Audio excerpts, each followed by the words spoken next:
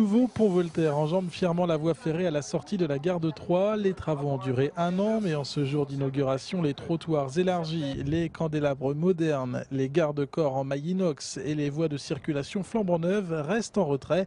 Au cœur des discussions, l'électrification de la ligne Paris-Bâle. On a surélevé ce pont, le tablier, pour permettre à terme d'avoir les caténaires en dessous. Donc on a profité de cette occasion pour rappeler l'importance d'une électrification qui nous permettrait d'aller peut-être un peu plus vite, évidemment à Paris, ou de rejoindre d'autres liaisons, mais surtout d'être placé sur le schéma européen des lignes électrifiées. Et j'ajoute que c'est protecteur pour l'environnement, puisque ces moteurs diesel sont évidemment à la fois à bout de souffle, nous causent beaucoup de retard et une altération profonde de la qualité de service public qu'on est en droit d'attendre de la SNCF. Le pont Voltaire a coûté 6 millions d'euros. Il a été cofinancé par les collectivités locales ainsi que par l'État et Réseau Ferré de France. C'est d'ailleurs ce dernier qui est pointé du doigt aujourd'hui.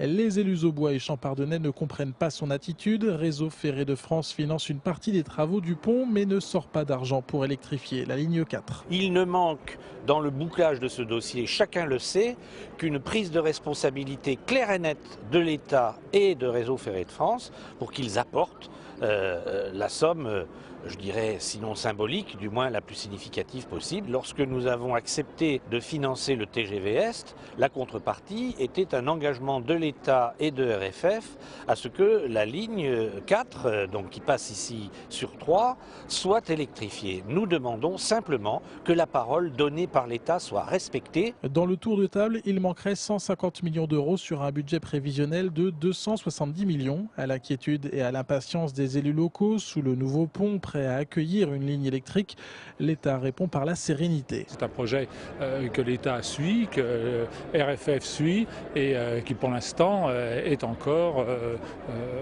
bloqué parce que le tour de table n'est pas terminé, mais j'ai personnellement relayé à plusieurs reprises cette position des élus et que les prochaines discussions devraient permettre de voir évoluer. Mais en attendant une prochaine table ronde sur ce sujet sensible de l'électrification, le dossier n'avance pas. Le pont Voltaire, rehaussé de 1,20 m, a été, lui, inauguré ce matin. Un pont Voltaire qui fête ses 116 ans, pour l'instant donc sans caténaire.